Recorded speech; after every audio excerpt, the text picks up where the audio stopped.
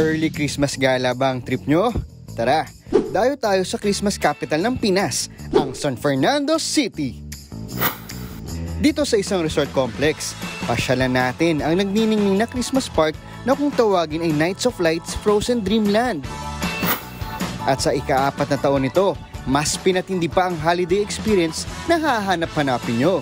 Unang-una yung non-stop entertainment namin. Pangalawa yung light display. Speaking of light display, milyong LED Christmas lights, paandar! Lights overload. Walkthrough tayo. Selfie-selfie. Groovy-groovy. Happy weekend mga kapatid! Agaw pansin din ang makislap na holiday castle attraction na ito. At mas lalo pang pinaningning ng mga paborito mong superhero at fan characters na sasalubong sa'yo. This time, mas pinarami pa sila. Aabot lang naman sa 85. Ang dami nun, ha?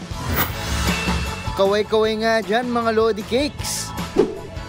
Enjoy na enjoy din ang mga bata at feeling bata sa mga performers sa Stage Castle.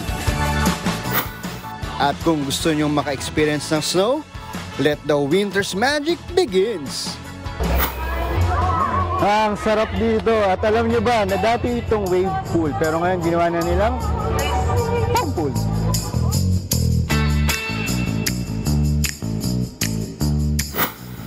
Just a snowflake away, ika nga ng balikbayan na si Mang Roy. Kasama niyang pinasyal ang pamilya para masulit ang maikling bakasyon sa Pinas. Winter Wonderland feels naman ang buong pamilya ni Janet. Damang-dama ang frosty excitement. Super enjoy at saka ang ganda ng lugar. Tsaka yung mga babies ko, nag-enjoy sila. Para kami nasa ibang bansa. Teka muna, alas 7 na pala. Grand fireworks display na. Ang ganda!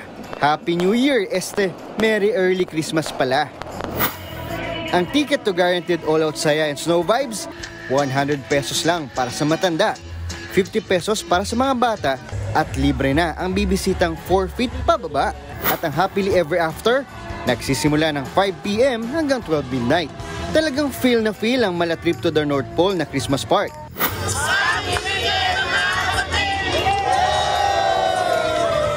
Until next gala, Mondi Lopez, News 5.